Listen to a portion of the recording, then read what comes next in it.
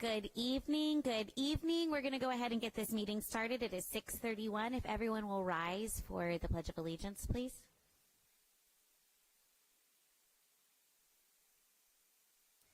I pledge allegiance to the flag of the United States of America, republic, God,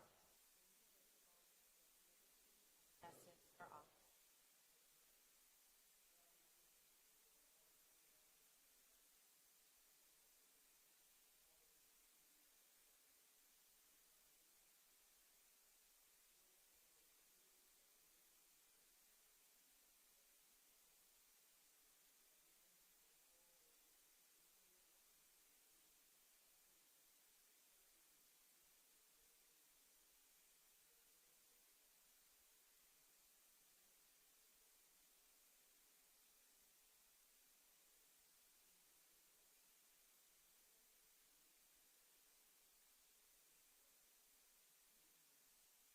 All right, we're going to start with recognition, so go ahead and take a seat, and I'm going to move to this podium.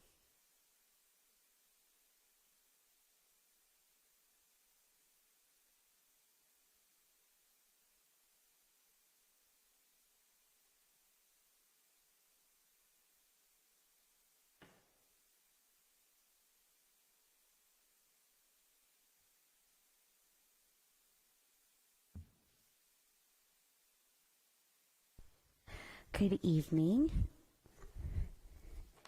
It is my great honor. This is one of my favorite things that I get to do is recognize people for years of service to our city of Meadows Place. These are people who choose every morning to wake up and pour their talents into this community, and we're so thankful for you. So our very first one is Mika Davis. She's our deputy court clerk. She is getting recognized for 10 years of service. She's not here this evening, but I just want to state for the record that she is so well loved. She sits at this window right here. If you've ever had to deal with a ticket, Mika is probably the one that you've had to chat with, and she is such a light. She is such a wonderful human, and drives really far every day to be here. And every day when I see her leave, I think, oh, Mika just pours so much of herself into this job, but she also really chooses this every day. My next recognition is Stuart Denton. He's a police lieutenant, and he is being recognized for 5 years of service. He is not here, so I've got his pin here. There's Mika on the screen, and then Officer Denton. Officer Denton, he's being recognized here for Lieutenant Denton is being recognized for 5 years of service. He is also a wonderful member of this police department and community. He is a father of daughters, so we connect on a lot of what it is like to raise adolescent girls, and I so appreciate the wisdom that he brings to this community. Our final one is here this evening, and that is Daniel. He does parks maintenance. He's our parks maintenance assistant. He is getting recognized for 5 years of service.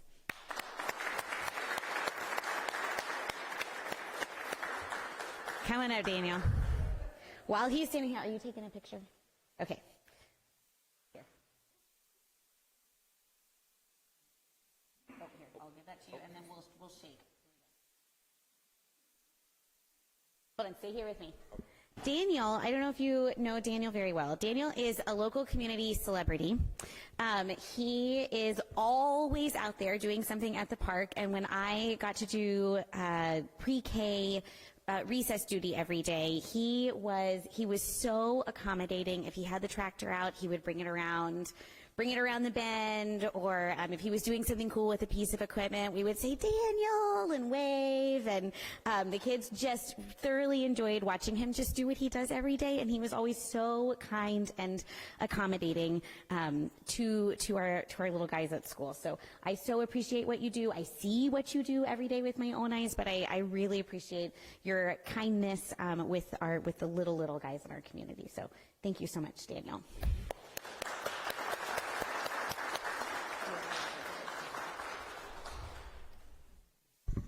Now I'm moving back up.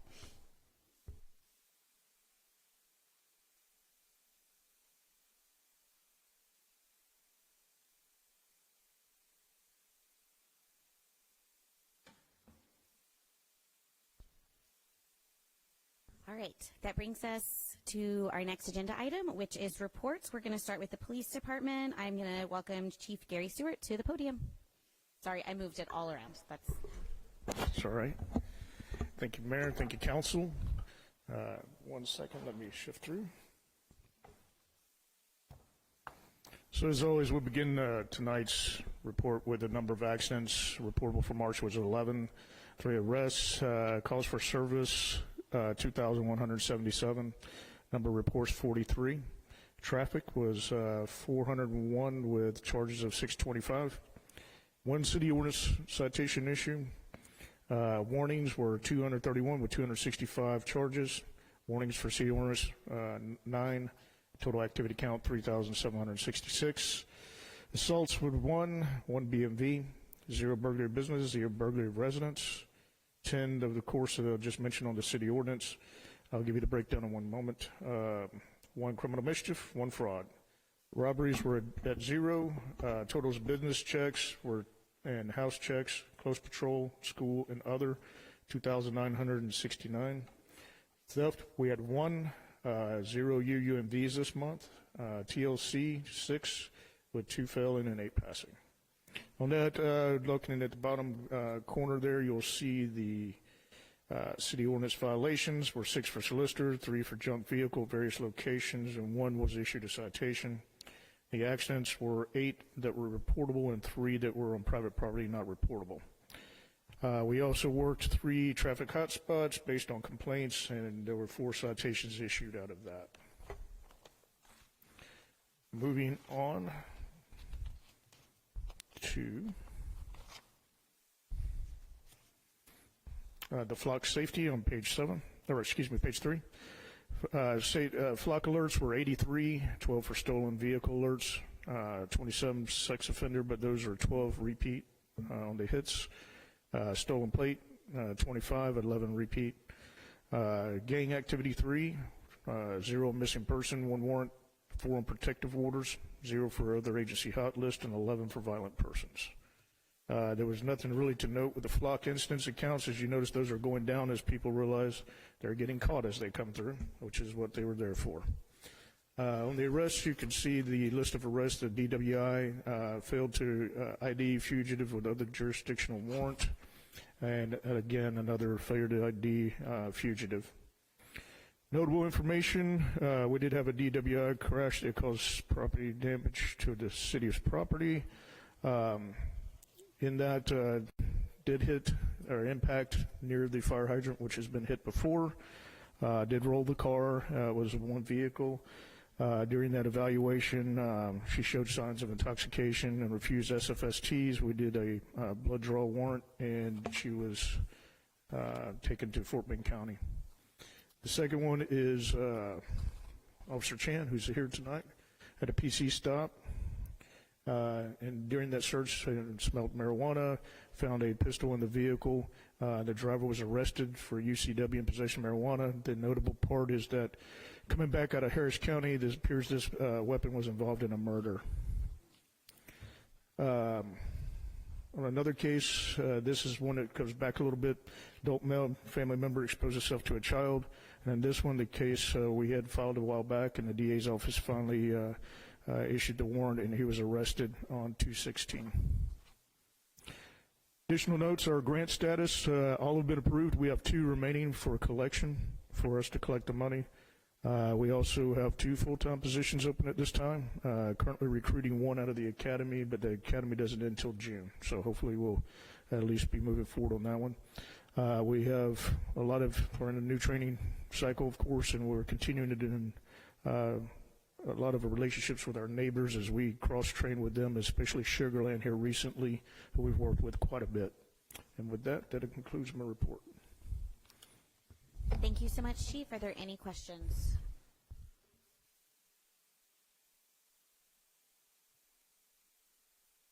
All right. Okay. Thank you, sir. That moves us to our next agenda item, which is a report on Parks and Recreation by Colleen Cabezas, Director. Good evening, Council and Mayor. This report will serve for Parks and Recreation for the months of January through March. So for an event recap, the daddy-daughter date night was February 7th, and we had a total attendance of 24 dads and daughters. So for a first-time event, I would have to say that was very successful. They were treated to a catered dinner, ice cream bar, photo booth, and dance. And the picture, I think, says 1,000 words that Cameron captured and put online for us to see. We also had our family camp out. That was this past Saturday and Sunday. We had 81 registered campers, so combined with 22 staff that supported that event, we had a total of 102 individuals out there this past Saturday enjoying everything from archery, kayaking, fishing, cookout, s'mores, movie, and those that chose to stay camped in the tents and had a great evening. So, Kurt, I think you were there. Emily, you as well. Olivia was there. So I believe that it was a lot of fun. Moving on, program summer registration is beginning. We have everything from specialty nature camps, swim lessons, junior lifeguard program, crocheting, country dance classes, and so much more. We've also begun our interview process for our lifeguards. We will not be hiring summer camp counselors this year. We'll be managing that in-house. So this year it's just our lifeguards. So we have actually already done our interviewing process, and we've chosen 15 guards, and we also have 4 additional front desk personnel. So we're excited. Training will begin in April. And then the pool officially opens Memorial Weekend, which is the 23rd of May. School's still in session the next week, so on Tuesday it will close and then reopen the following Saturday. Projects completed. I'm happy to report that all of the pool lighting has been replaced and is now working. That is throughout the entire pool and deep end area. It was actually a very significant project. We had to remove the transformer, replace that, the old wiring, and all of the lighting. So it's been tested, and now it is up, back and working. So you guys should have a great swim season with the extra lighting in there. And that was funded in entirety through EDC funding at $17,000. Also, we had our maintenance closure at the Nature and Discovery Center back in January. With that process, we were successfully building out a closet for more storage space, painting the facility, a new playground equipment was installed, and then we constructed a turtle shade structure. So outdoors, as you know, we have those giant sulcata tortoises, and every year they grow even larger and larger. And they do like shade in the summer heat, and so we built a shade structure out there for them. Before we were using a 10 by 10 tent, and so this is a little bit more decorative and long-term permanent status. So when you see the turtles out there, you'll get to see the shade structure. And then also, if you have passed by the front of the Nature Center, make sure you look over at the front doors of the Nature Center. One of our in-house staff, Lee Ilana, painted a nature mural up there of monarch butterflies and milkweeds. It's very attractive and very inviting for those to come in. Upcoming, as you know, several months ago, there was a collision on Scottsdale and Kirkwood on the roundabout, and that car destroyed the boulders that have the name of the street, Scottsdale, on them on both sides. And so those are actually being replaced this week. They're finally ready, so our staff will be picking those up and putting those back in place this week. Also, the air conditioner HVAC system, the switchover at the community center, that process began back in December, was delayed due to the HVAC company that was installing it. They had some family medical issues, and so that project was delayed a bit. This weekend it will be completed, and it's the official electrical switchover. So as of Monday, we should be 100% capacity on the new unit, and the old unit should be have been removed at that point. the AstroTurf in the McDonald Park. So we opened that park with the turf back in 2019, in November of 2019, and that turf has served us well, and they do wear, they do pull, they do tear, and so it's time for us to replace a good portion of that in the high traffic, high play zone areas. So in the next 2 weeks, we will be closing down McDonald Park, the Helfman Park part of that, and replacing that portion of the turf, and then also around the drainage areas within the park. We will be putting the extra padding underneath the fall zones and that as well. And that is also funded through EDC at $30,000. So we are grateful to have EDC's support to be able to do some of these larger projects. The next item, I want to explain to council what we're facing and give you some options and let you choose how you would like us to proceed. If it requires more conversation and next council meeting, that's fine as well. There's no urgency, but it is a looming problem. So currently the tennis courts are sinking, especially on the northeast side. That's the end towards the gazebo, but street side towards Dorrance. So it's that one half court is actually shelving and sinking. We've continually had problems in that corner. Up to this point, we've been able to remediate them, either through cutting it and replacing it, parts of it with concrete and rebar. We've also done asphalt overlays. We've fixed the cracks, we've repainted, we've done all those things. We are now at a point, as y'all know, we were granted funding from the county 2 years ago, I believe it was, Nick, is that correct? Approximately 2 years ago, and we resurfaced and redid the entirety of all the tennis courts. Well, just since then, that one corner, it's completely shelving. You'll see it if you go out there. And so our options are these. The first two, well, none of them are permanent solutions, so keep that in mind. A permanent solution would be to literally go in with a bulldozer, scrape all of that up, redo it in concrete, which that could be done on one court if we so chose to do that. What I'm going to offer tonight are three options, not including completely bulldozing that. The first option would be to cement, repair, and repaint that one half of the court. That would require actually only cutting out probably a size of that table right there for where the shelving is and replacing that portion with cement and rebar. That's $25,000. The next option is to asphalt over the current situation and repaint it. That option is $20,000. So there's a $5,000 between the two. Again, that portion of the concrete could hold, but then everything around it could fail. The asphalt has a limited life and will begin to split and crack and also again to sink. My third option I'm offering is to turn that half of a court into a cornhole court. It's playable for that type of play. It's not playable when you need a level shelf and you're running back and forth. Cornhole, you're standing still and you're throwing.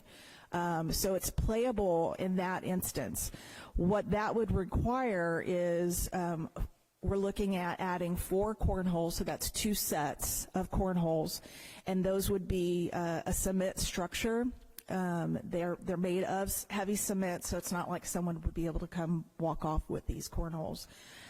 We would then the other half of the court would become a permanent pickleball court. So like at the end towards Pender, we would put permanent pickleball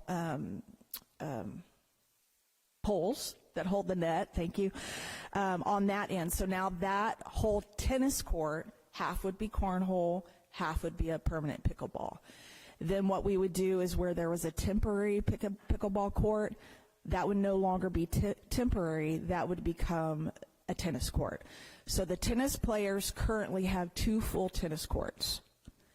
Then they have a court that's shared with pickleball, and then there's a permanent 2 pickleball courts.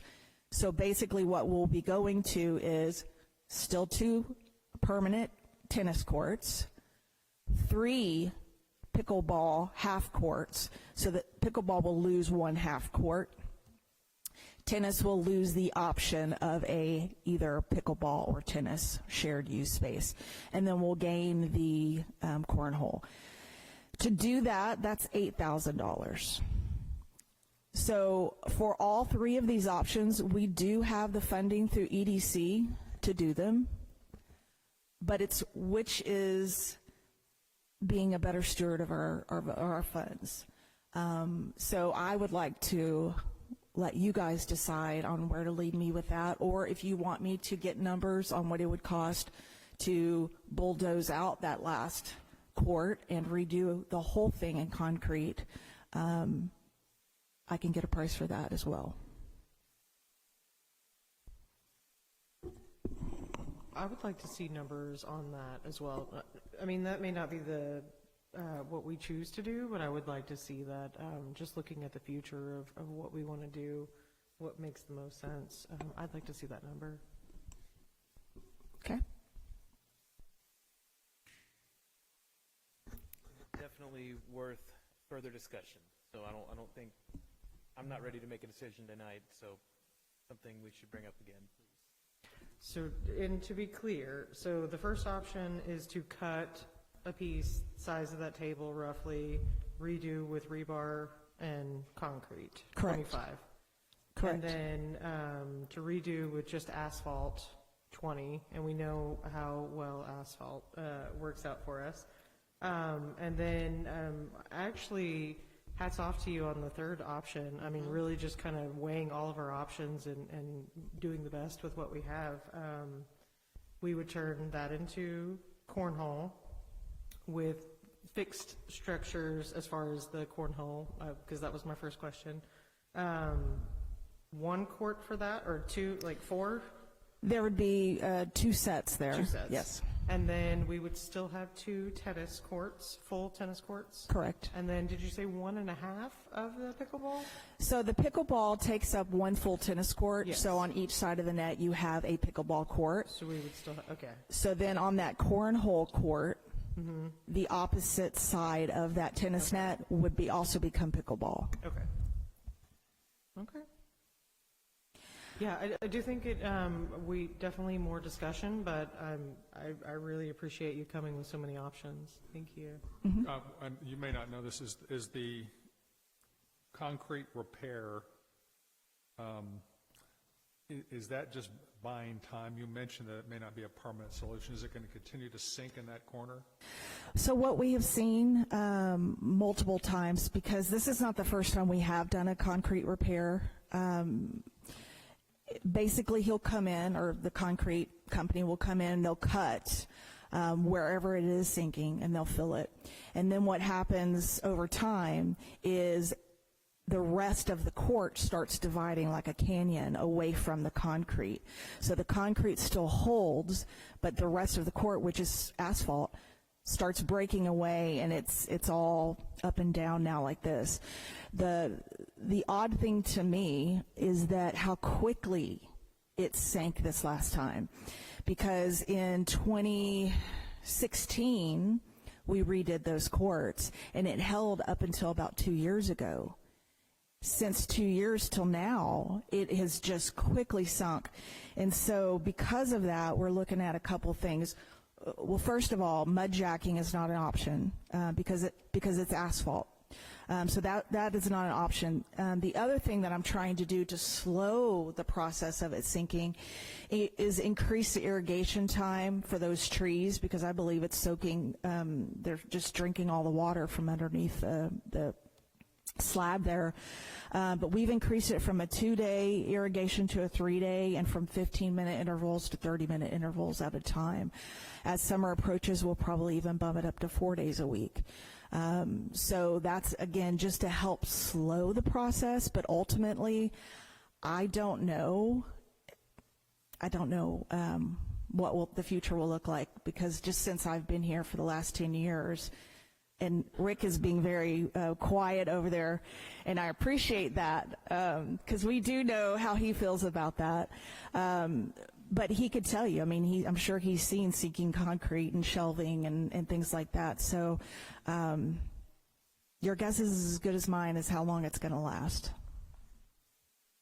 That's why I was just nervous to continue to invest funding into it when it's not a permanent solution.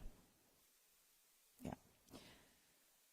Okay, my last two items are save the date. April 10th is Band and Burgers. That is our concert in the park. That is our one concert in the park this year. That's the night that we love to have council out there and assist in cooking and serving the community. We'll be providing 400 hamburgers and hot dogs until gone. The band that night is Breakfast at Tiffany's. They're a variety band. We have had them here before, and they put on a really good show for us. The event after that is July 4th, and that is a 12-minute fireworks show, as we have had in the last couple of years. That event is at 9:15. I will have signs made and put out throughout the community posting the showtime for the fireworks to let people know, because that is a change from what we have done in years past. And that concludes my report. Oh, sorry. Thank you so much, Colleen. Are there any other questions? For the rock replacement, did we receive full reimbursement from the insurance company, the driver's insurance company, or were they uninsured? I do not have that answer. Chandra, do you? I think that one was the hit and run without us knowing who did it. I think that's the one, from what I recall. Okay. Thank you. I also just want to reiterate Colleen's last point, just for the community and anybody watching. 4th of July this year will be a 12-minute fireworks show only. There will not be a big park event before the show. So everyone will get to enjoy barbecue and have fun at their homes or in each other's homes. I hope you're in each other's homes. And then walk to the park and enjoy the fireworks. We entered fiscal year 2026 really trying to take a look at all budget items, and one way that we could save some money was to preserve our fireworks show without a major park event. This is still a time of year that I want people getting out and getting into their neighbors' backyards and swimming pools, but I want to reiterate that the park will not be putting on an event that night with food and all the things that we're used to, but we will be having an in-house, in-park fireworks show that you can all walk to after your 4th of July festivities, and it starts at 9:15? Correct. Excellent. Any other questions for I Colleen? have one. When you are having the turf replaced in the park, have you also looked at the hill? We have looked at the hill. That is a redesign, and we are working on that redesign because repairing it, that's a high stress point, and the kids slide down the side and it pulls that seam apart. So basically what we're looking at is a wooden side on the hills and making it to where the stress point is behind the siding, basically. So yes, we are looking at that. It will not happen at the same time as the other repair, but yes, it's coming. Mm-hmm. I had a question about Yes, ma'am. Helfman Park, closing down Helfman Park. Yes, ma'am. I assume that we're doing lots of communication with the public. We will be. Is it only going to be online? Are we going to have actual signs at the park telling people? Well, the gates will be closed Okay. and locked to the park, and we will have our signs out there that says work in progress. Is it possible to put a sign out before that happens? Absolutely. Okay. Yes. Just for those that are not on social media? Yes. Thank you. Good suggestion. Thank you. All right, any other questions for Colleen? Thank you so much. Really appreciate it. Thank you. All right, that takes us to our next agenda item. That is our city administrator's report with Mr. Nakabi. Thank you, Mayor. The last couple of days, I've been holed up in Public Funds Investment Acts training, PFIA for shorts. I take that, our mayor takes that, and our finance director takes that every other year. It is a statutory requirement that we take that. Essentially, this training teaches attendees about that state law, especially in terms of what we're allowed to do with the city's investments. Essentially, it encourages low-risk investments with no speculative investing, so we can't take our fund balances and go buy crypto with it or bet it on black, as some of us might want to do. In fact, it encourages us to be as boring as possible with our finances. And they also encourage entities, it's not just cities, but it's also school districts, MUDs, any public entity that has to take this. So there were 70 some odd people on this particular training, and many of them were from, school districts and levy districts and MUDs and other public entities. Essentially, they want us to maximize our liquidity as much as possible and not tie up our funding too much so that we have access to those invested funds. The other thing that came out of that, as well as I wanted to mention something that came out of a training or a event that Anna Maria, your finance director, went to last week, was the importance of our annual audit. As you might know, in the last legislative session, there were some new laws associated with getting an audit done and the penalty provision associated with not getting one done.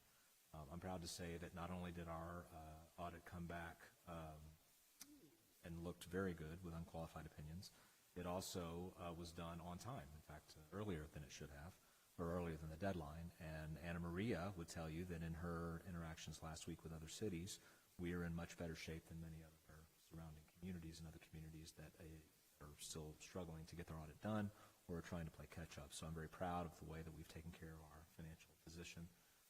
The one thing I love about Anna Maria is that because our investing is so boring, for lack of a better word, we simply have our cash in interest-bearing savings accounts.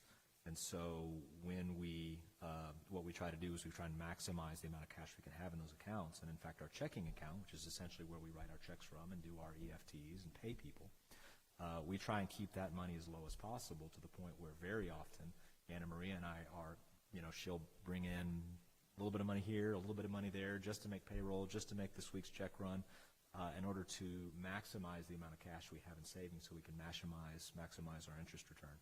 And not every city does that. And so I want to emphasize that that's a real good steward of taxpayer dollars. I think we have a good system in place. We have historically underestimated our interest revenue every year that I've been here. And I think that's a good testament to your finance director and the way we've been able to leverage those funds and still keep them as liquid as possible so that we have access to them. The other thing I want to mention is that on April 3rd, Good Friday, City Hall, city facilities will be closed. As always, our public safety and police department will be out and about working, as we do on every holiday, but city services will be closed that day. So with that, concludes my report, Mayor. Are there any questions for Nick? No, just one comment that he made about the audit. I think we had this at a meeting that was not publicly broadcast. I just want to congratulate Anna Maria that the audit not only was done on time and came well, but the auditors had no recommendations. That is so rare for a financial entity to have a complete audit and not have something recommended that they do better. This is one of the first I can ever remember, even for the city, where there were no recommendations. We are really doing it the way we're supposed to do it, and we got accredited by an agency that does that, and they came back and said nothing to recommend, which is amazing. So credit to Nick and his team for a great audit. Thank you so much, David, and I completely agree. That moves us on to our next agenda item, which is our time for public comments. Do we have any? Hello, sir. Yeah, Terry Henley, 12203 Austin Drive. And to follow up with what David just said, one of the things we talked about in our TML board meeting in late February was Senate Bill 1851, that our financial documents had to be in order and had to complete the audit within 180 days of the fiscal year, or they could withhold additional tax revenue, ad valorem tax revenue funds from us. So looks like we're in compliance there. That was one of the comments I had, so you already covered that. That's good. And another thing that's changed at TML is the old grassroots and legislative services that was under Monty Wynn. Monty is now the executive director. They've broken it up into a couple of different groups, the TML legislative and policy and legislative priorities, and the engagement in state and federal regulations. Some of you may have known Rick Ramirez. He was legislative liaison for Sugar Land. He now heads up the state and federal relations for the legislative agenda. He's very good, so he's an asset to TML, and they're making some changes there. And one of the things they're going to be holding some seminars between now and the first of the year is a TML advocacy boot camp, which will give you an idea of how to navigate the Texas legislature, and that is so important. You can actually spend hours and still not figure out how they do their business. It's a mess, but it's important that you understand it and to be able to interact with them and get something done. Of course, there's approximately 2,000 bills that are introduced each session that affect cities. So without that, it looks like I'm running out of time. So I've got some more things to cover. I've had for 20 years a resolution for newspaper notices, and I'll be submitting that resolution to Nick probably to try to get it done the next month or so, because we will need to have that in our legislative agenda, and I want it to, seek introduction and passage. I'm going to keep working that. One of these days we'll get there. Item where we have to do a newspaper notice. Okay. Oh yeah, I sent these comments to Audrey and also copied Nick. So if any of y'all need additional, details on it, they can forward it to you. Okay. So y'all do have that. One other item: TML Region 14 spring meeting is coming up on April the 16th. It's in Ulm, Texas, and more of our council members need to get involved in TML, okay? And I'll send this information to you if you'd like to get involved, but I think it's important. And Tia attended the Texas Municipal League mid-year conference here in Sugar Land the first part of this month. That was excellent. All of you should have been in attendance to that. It was a day and a half, and it was very good, very good. You got any questions? Thank you so much, Mr. Henley. Snaps for Tia. Love that. And I did get a very thorough email, and I will be forwarding that. Did you not put council on that email?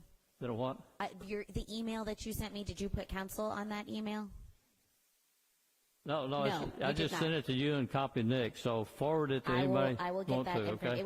That's fine. It was the talking points that he had tonight, and it was very thorough, so I will make sure that gets sent to you. Good. I will write a note about that. Thank you so much, Okay, sir. thanks. Yeah. Really appreciate it, Terry. All right, I believe we have another comment. Good evening, everybody. My name is Joe DeBruin, and this March marks my 30th year living in Meadows Place. I bought my house when I was very young. I was so lucky to landed where I landed, and I'm very proud to live in the city. But I'm just here tonight to address a point that's very important to me, and also for the present and the future of our great city. To keep us a place where we desire to move to, raise children, and take shared pride in the look of our city, we all bear the responsibility to keep our city presentable and beautiful. I just wanted to share in my section, Section 1, it's the oldest section, so of course it's probably starting to have some problems with age.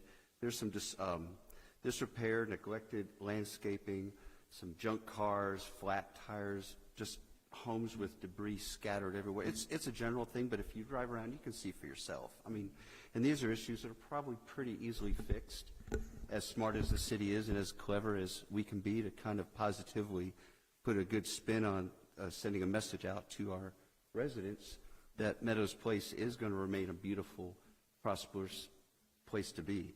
But I kind of have a twofold approach, and hopefully this can resonate. I would just like to see if the city could implement a community improvement slogan or just an awareness program that positively affects, that encourages just keeping up your property. Just if you're keeping up yours, your neighbors are going to keep theirs up. If you're not, they are not. It's the broken window effect. So if we could just keep that going, but and I know our code enforcement has a very, very difficult job to do, but I would just propose respectfully to council to promote strengthening code enforcement to its most full potential under the rules that are in effect right now. So to clearly monitor and prevent those individuals who we all know habitually take advantage to try to use the loopholes and habitually game the system, while good responsible taxpayers, many are second and third generation who live here, suffer from living with subpar properties and neighbors by no fault of their own. You know, this robs the pride of our community and discouragement to live here for some folks who have been here for decades. So I'm just saying, if there's a clear message from the city, a positive message that fully supports its residents and encourages everyone's focus on community improvement and effective code enforcement, we have nothing to see but great, bright times ahead. But it's just something that I wanted to bring before council, mayor, and my fellow residents, that working together, I think we can really turn a page and just make our community a lot more beautiful and attractive to anyone who comes and visits us. Thank you so much. Thank you so much, Joe. Really appreciate your comments. Just real quick, going back to Terry's comments about the legislature that's coming up. Yes, sir.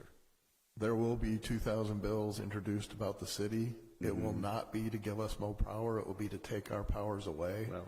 So any of you that can write to your legislative members, Yeah. encourage them to leave the cities alone. They're the ones that took away our ability to legislate paint colors, to legislate roof types, anything like that. Sure. And it's the last 10 years they've been targeting cities and school districts and counties. I understand. It's making it very difficult for us to do anything. If we're being tied off, if we're being shut down on that side, but perhaps as a city we can maybe advertise or like something that would positively Understand encourage that. folks. I'm just, but, yeah. it's not because the city doesn't want to do anything. It's Sure. we have been gutted by the legislature. I understand. Thank you very much. We need a jingle. We need a jingle. Go ahead. I just gone, we have an item on our agenda to actually discuss ways of improving the way our ordinances are written so that they can be enforceable and so that we can focus on particularly nuisances, which junk cars, high Yes. grass, weeds. We had a previous, I guess our previous councilman, we talked about looking at one of the chapters to start with, and we've got an agenda item tonight actually to move forward with how do we tighten up our ordinances and make them what you were describing, but still follow the limitations that the law provides. So we're on it, but thank you for coming and sharing. That was it's a great message to the community. For the next 30 years, we'll be around. So. That's true. I was just going to commend you. I really like the awareness program, maybe a slogan, maybe even possibly a social media campaign. I know Cameron's super great at that.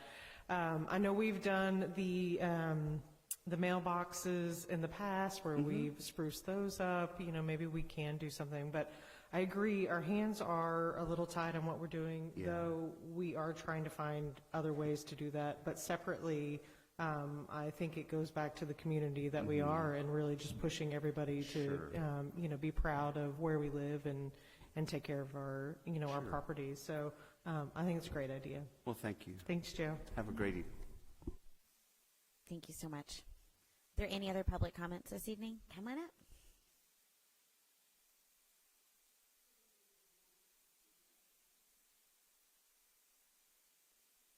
I failed to fill out a card, and I apologize That for is that. okay. If you'll just state your name and address, we can have a record of it. Okay, my name is Marvella Washington, and I am the liaison for your state Senator Boris Miles, and he has asked me to come out to all of the meetings just to introduce myself. If you have any issues or concerns that would directly impact him, you can reach out to me and I will try to get those resolved.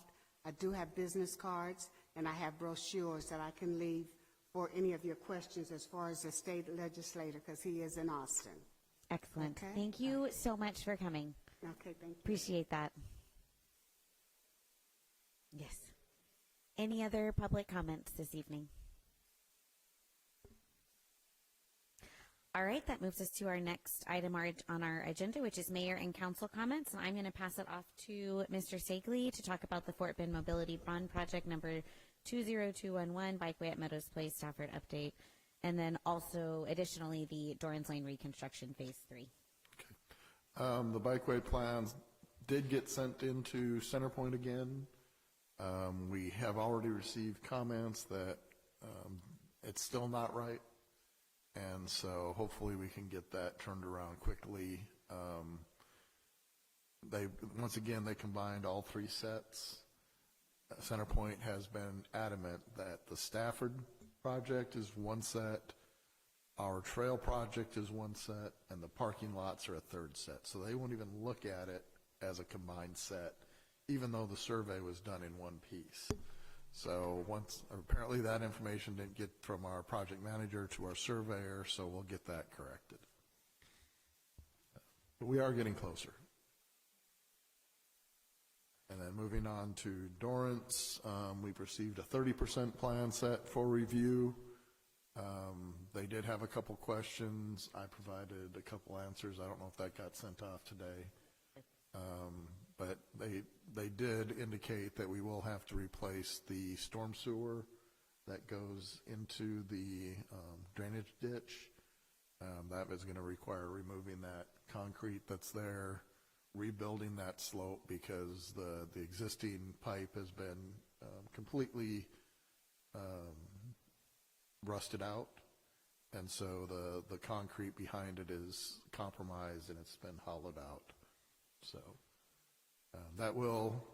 we expected that, but it does increase the cost. Excellent. Any questions for Rick? Okay.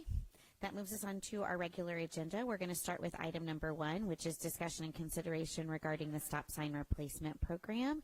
Our Public Works Director, Byron, will be coming up and presenting to us. Good evening, Council. Good evening, Mayor. Thank y'all for letting me be here. Thank you for signing my paycheck. It's highly appreciated. Before I gave you a quick synopsis of what I'm going to talk about. I'm basically just going to run through it. We are looking at the stop sign specifically, replacement program, and we're going to actually ask for a decision to stay with the square poles or go with the round poles. So throughout the city, we actually have 147 stop signs. 22 are faded. We know that those 22 are going to need to be replaced. We found that 9 of them were actually private, so we will not be messing with those. We currently have 132 square posts.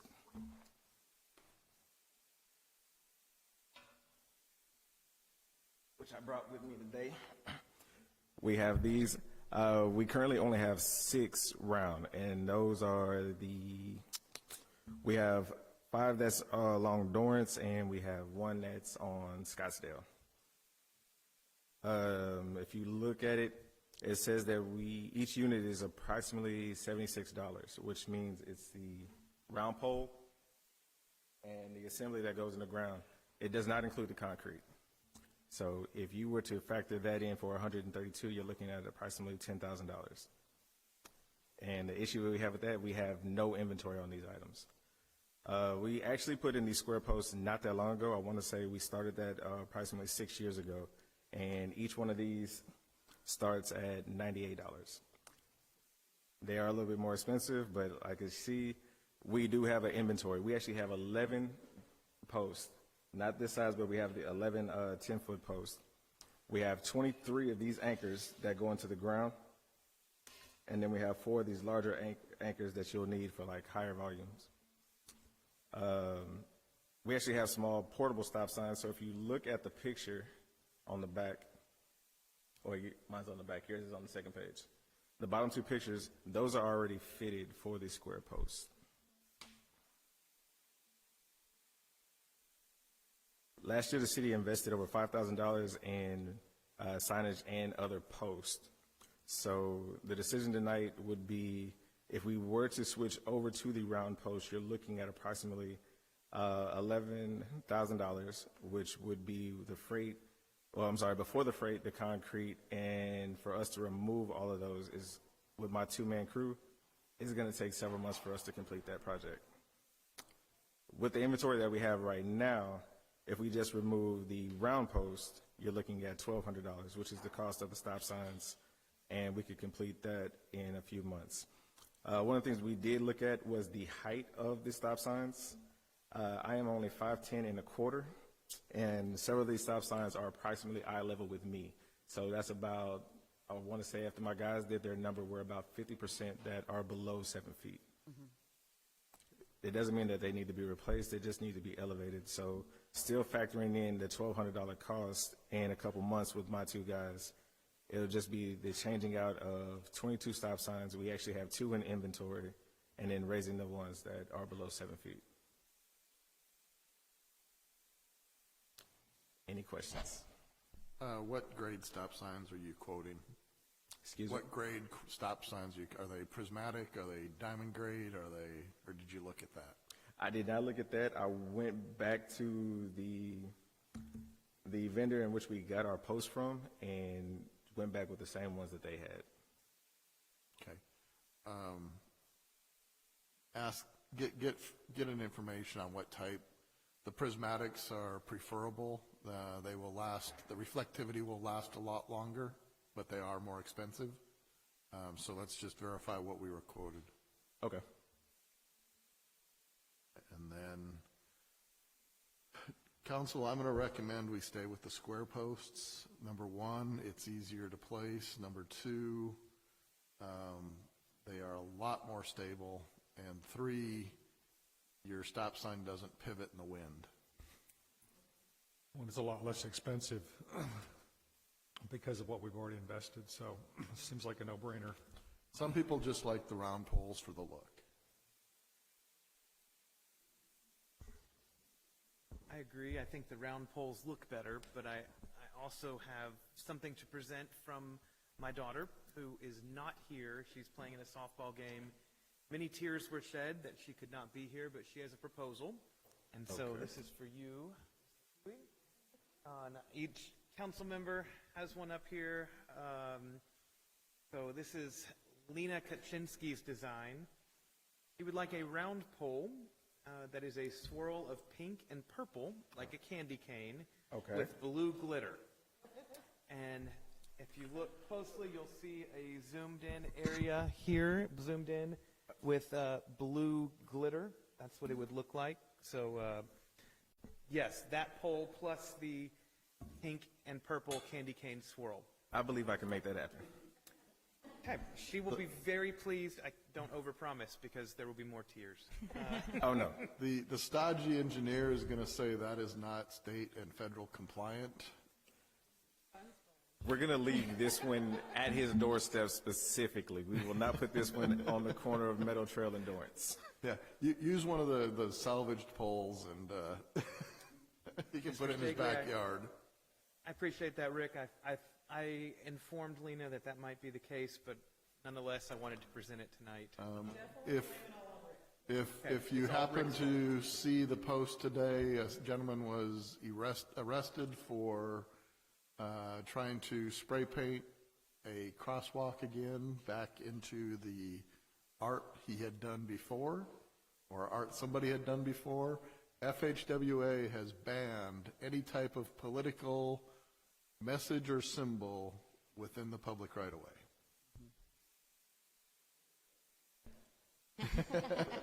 This would be bringing joy to everyone going by. I don't think unicorns are a symbol of politics, so I think we can get away with this one. I'm going to let Rick be the bad guy. My response was going to be to tell Lena that, unfortunately, this is out of our budget. This is outside. We do not have the funds. A bake sale may be coming, watch out. This is beyond bake sale money. It sounds like to me, council is saying, go with the square poles. We need more information about the stop sign, about the prismatic stop sign quote. Anything else for Byron to take away? Now, with our consent, can they go ahead and start raising the ones that we're going to, since we're keeping them? We're going to do that anyway. It was just a matter of knowing which sign, or which poles rather, for the ones that need to be replaced, which poles to replace them with. We wanted some kind of a standard issue. The city doesn't have a design criteria manual, so to speak, which would tell you what to put into place for all kinds of different public infrastructure. So, as silly as it may have sounded, we could. We wanted to get this in front of you just to get that standard out there so that we can buy this kind of an economy of scale thing, buy it in bulk. That way, as they need to be replaced, we can do so with what we've got in inventory. Byron and I have talked a little bit about that. We've also talked a little bit about the possibility in the future of coming to talk to you about a replacement program for the street signs, right? We don't have a sign shop in-house, but we can order them, and given the cost of doing so and the labor associated with it and the brackets and all the things, we would want to talk about, well, should we take on this portion of the city this year and do this and then continue that on with street sign replacements? And that's something else we'll be considering and talking to you about. There's a price tag to it, but it's something else to consider. Stop signs, we're going to replace those as they fade, as they need to be replaced. Street signs, we already have some templates because of what we've done on Dorrance, the ones with the Texas and the green and the uppercase and all the things. Some of us are traffic engineers and know all that. Most of us don't. The stop signs, the speed limit signs, and probably the no parking signs are the ones that will be critical to verify they've got reflectivity. Those do have sunset clauses through FHWA that if it drops below a certain reflectivity, it must be replaced, or it is no longer enforceable. Beyond that, we have some signs on West Airport of do not block intersection. Those can go away. Nobody obeys them. And it's always a problem is nobody obeys those. Whether they realize it or not, that they're not going to get all the way through the intersection. It's primarily Mulholland and Meadow Valley, whatever's on the east side. So you don't necessarily have to replace those. They could go away. A few years ago, we did an audit of no parking zones in town to make sure that they match what's in the code book. And so we did that to make sure that every time you institute a no parking zone in town, we've even done one in the last 5 or 6 years, that has to be backed up with an ordinance. So we just wanted to make sure that they're, because I know it comes as a shock, but over the decades, sometimes you'll find that signs are out there that don't have anything attached to them. Perhaps they just were erected at some point by somebody who wanted to without any legal backup for it.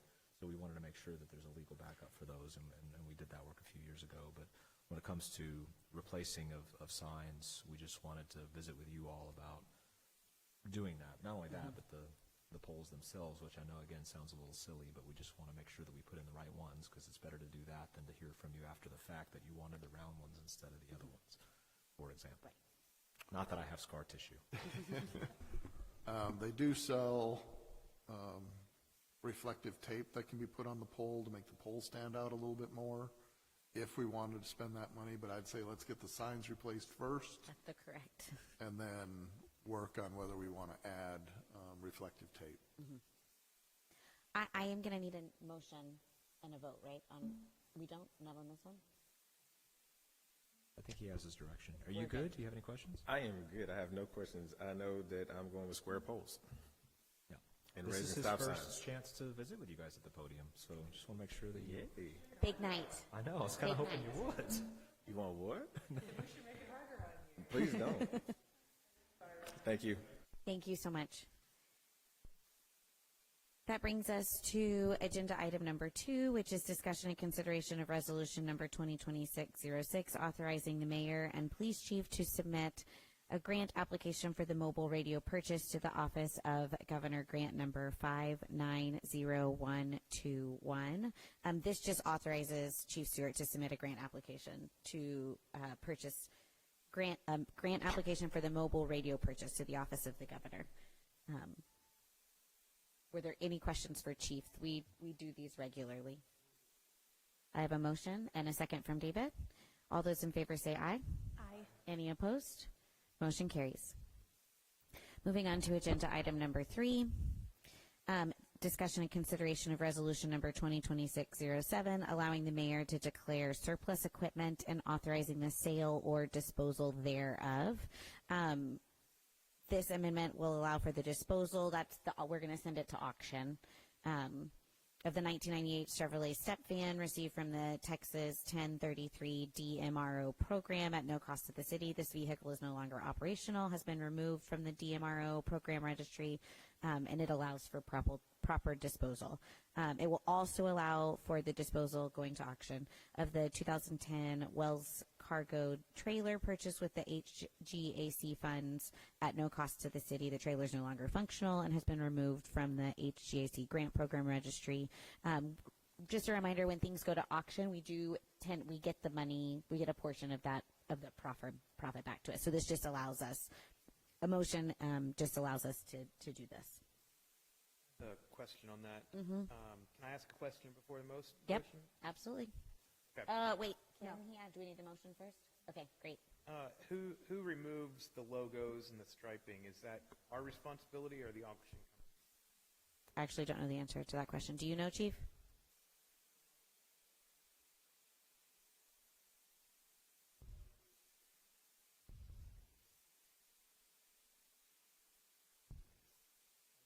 I didn't want a Meadows Place Police badge rolling around the streets or something if someone buys it.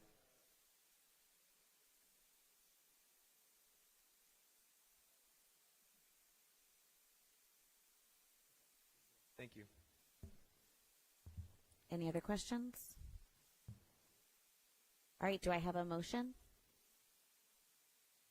I have a motion from Tia. Second. I have a second from Emily. With a motion and a second, all those in favor say aye.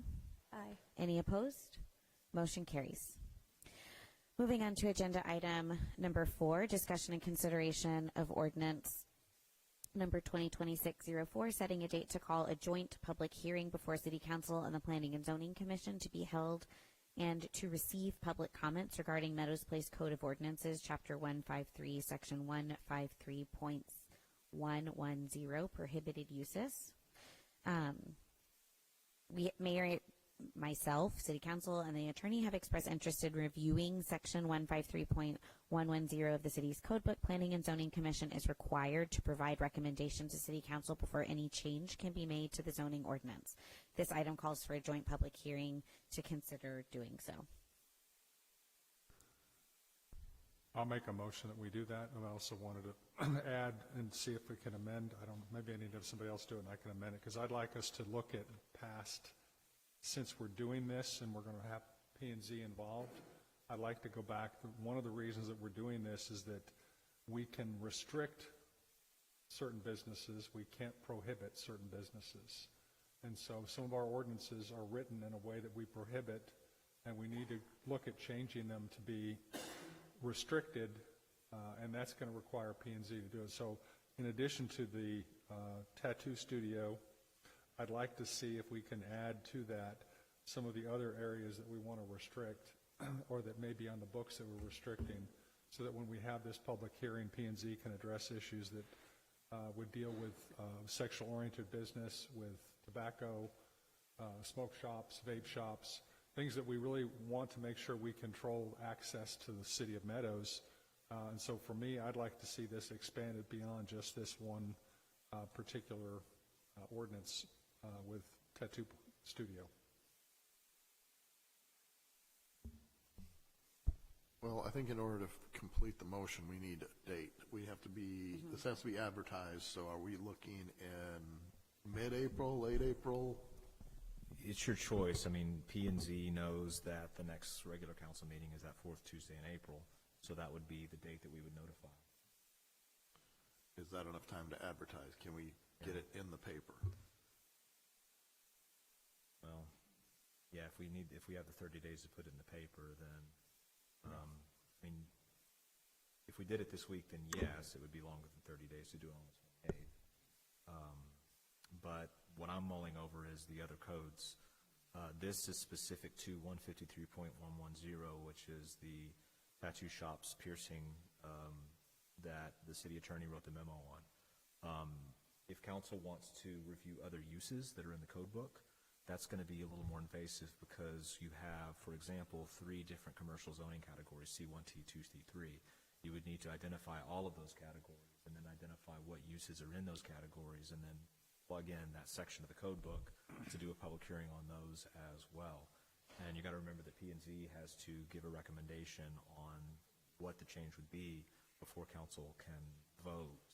So we would need some consensus on what sections to look at and then essentially what uses, because remember that not every use that you might want to consider is in the code book. So let's say you wanted to add a use. We would have to modify any or all of the different zoning categories to reflect that use. Each zoning category has a permitted use table, and that permitted use table has permitted uses, specific uses, planned developments, and then prohibited. Basically what, the regulations associated with what can't go there. So you'd have to itemize out every section of the code book that you wanted to modify. If that makes sense. This right now only modifies the section that the city attorney has told you is constitutionally problematic. Yeah, but the reason that she only identified that one is that we had an issue that came up on a grandfathered tenant Right. who's doing a name change, and we don't have to do this for that, but she pointed out that because we asked, we probably should address this issue. And my point is, since we're going to tackle this issue, this is not going to change what's going to go on with the current business. There's no rush in having this public hearing next month. There's nothing that we're remedying other than the fact that it's not according to the state law right now. So for me, instead of rushing it, I'd like to go ahead and look at it address it in a comprehensive way. If I can submit this to y'all, oftentimes when council wants to modify the zoning ordinance when it comes to uses, whether it's whatever it is, I mean, I've seen situations where they want to regulate hotels, for example. They will have a joint workshop with P&Z, and they will give P&Z a charge and say, we would like you to look at this, this, and this. That way P&Z knows what to go back and modify or to recommend. So perhaps a joint discussion with P&Z might be in order to discuss with them, because ultimately you guys can't act until they give you a recommendation. They have to. And so they're not going to know what to do until they know from you all as a whole what you want to look at and modify. And if tattoo is just one of multiple categories, then we can communicate that to them. Do this in the future. Would council want to perhaps table this discussion and maybe schedule a workshop with P&Z before our April council meeting? Why don't we go with the issue we are currently facing and see how this goes, and then if we want to do other things, then we would know what we need to do at that point. So we could just do this current section, meet with P&Z, and then later look at other problems.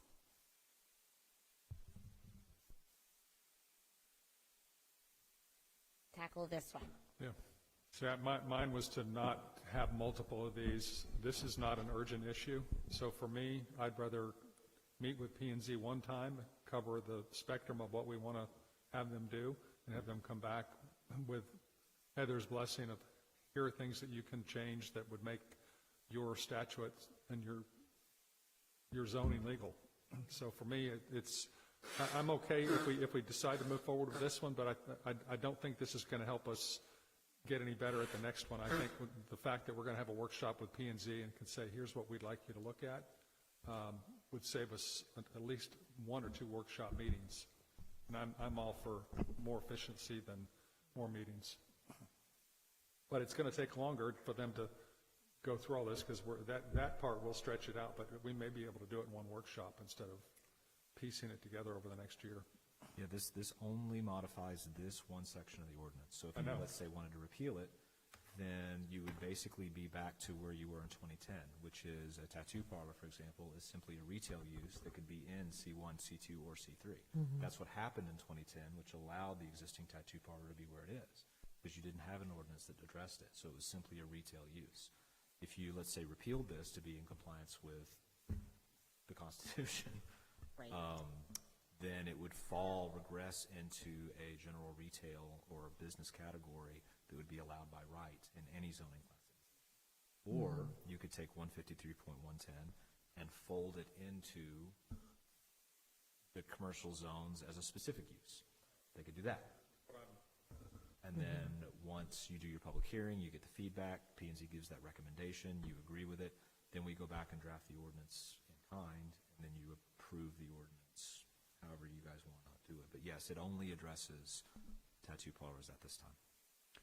I think the question for council is, as you drive around the area and you see businesses in these various strip centers, are there any that give you concern? The bail bondsmen, the check cashing companies, the whatever it is. I think we have already addressed sexually oriented businesses in our code and the massage parlors, but there's other things that continue to pop up. If it was me, I would like anything that doesn't generate sales tax is a special use. I don't know that that's legal. But, you know, I think that's the question to council is, are we concerned with the businesses that are going to move into the various spots within the strip centers? And if so, we should probably move ahead with getting something on the books to meet with P&Z and get that started. Otherwise, as soon as they apply, once they apply, they're locked in, they're grandfathered. You cannot pass anything at that point in time to ban them. I would agree. I'm for a workshop. I think initially we thought that we were kind of under the gun here, and knowing that we're not. This is a bigger issue we've talked about looking into before, and I'd rather not kick the can down the line and just go ahead and do it and do a workshop with them. Do we have time to get that on the books before the April? Well, a workshop doesn't require, it does require public notice? No.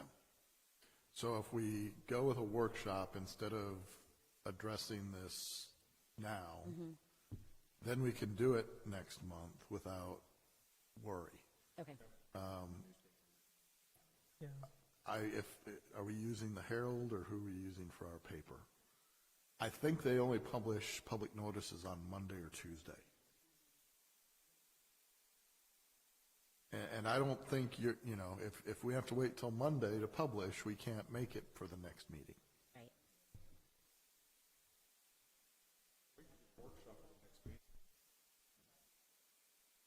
Yes. If it's a more comprehensive look at the zoning ordinance as a whole, then yeah, a workshop with P&Z.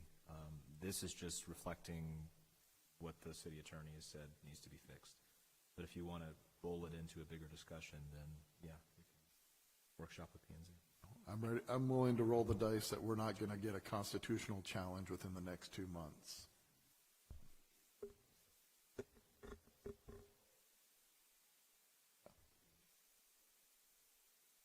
All right, we're going to say no action for this item, and we're going to table it and schedule a workshop with P&Z at the beginning of next council meeting in April. Right? Okay.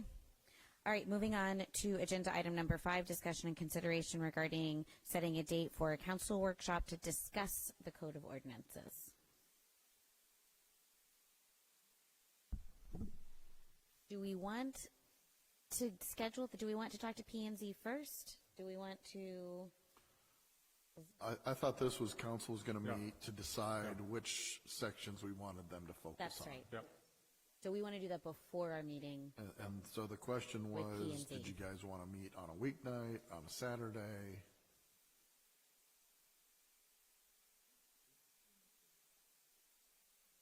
No, we tabled item number 4. It may depend on which sections we want to bring up. When we looked at at our last meeting, we talked about section 91, which was nuisances and tall grass, weeds, junk cars. This one was about code, so are we, Code enforcement. Code was what we were enforcement. gonna- That one does not require P and Z. right. Correct. But council was going to kind of glance through the other items and Right. see whether there was other sections that we wanted to consider. It's probably better to focus on one section at a time, just for time purposes. But if there was anything that really jumped out at someone, they could bring it up and say, hey, I want to look at this code too.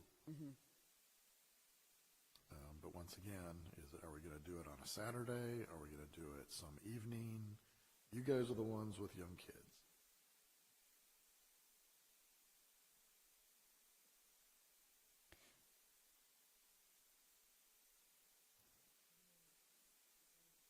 Honestly, my brain is kind of mush at the end of the day during the week, so as much as I hate to say a Saturday, I would probably say a Saturday, but... I'm totally fine with a Saturday, if Saturday works for you guys. As long as it's not too early. Rick wants 6 to meet a.m. again. I'd say I don't want to start any later than 8:30 or 9. Yeah, definitely. Afternoon, you probably have softball as well. Yeah. Yeah. I would definitely agree with that. An early-ish time would be great. Like April 11th? That is just, that's the one I was looking at. Okay, well, maybe we do need to look at a weekday. I can't do the 11th or the 18th. And the 4th is too soon, right? And the 4th is Easter weekend. Oh, yeah, there we go. Mm-hmm.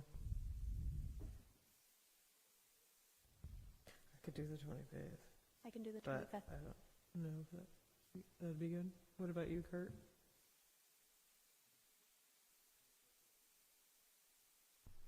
Okay, 25th at 9 a.m. for the late sleepers. Did you say 8:30? I said 9 because I you know, guys. I'm just kidding. I'm I good with also heard 8:30. I'm good with 7.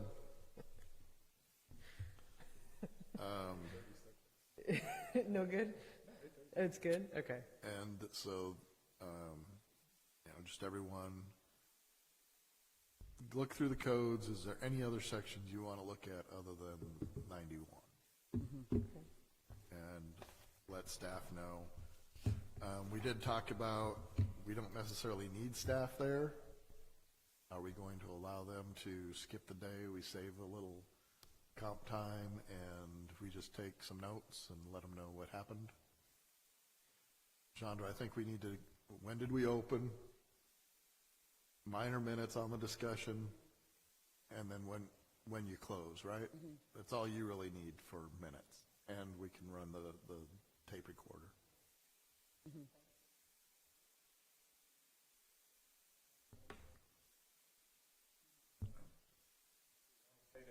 Do we want to pay to have counsel there?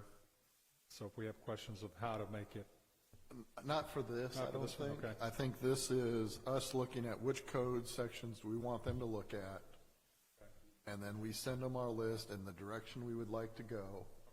And then they can look at what is constitutionally allowable, what is state law restricted us from doing, and we just kind of go from there. Tell them we want to be as stringent as possible within state law so that it's not challenged. I think the second part of that would be the policy that we set for what we do when there is a violation, because that's one of the issues right now, and I think Joe mentioned it. There are people that game the system. I've sent some photos to Chelsea and Nick and the mayor that that's just a house that's on my street, and I've taken pictures over the past 3 years. They typically don't do anything to their yard until they get a warning. I don't know if they've ever gotten a fine or not, but they let their yard go week after week, and until somebody complains, it's typically that way. And there are people like that all through, and that's what Joe was pointing out when he shared with us back last month some pictures of people who constantly abuse the system. And so, in addition to the ordinances, I'd like us to look at the policy of those repeat offenders or people who are gaming the system. And we've got lots of examples of that that I'm sure everyone has, so we can bring to the meeting. So we're good with the 25th?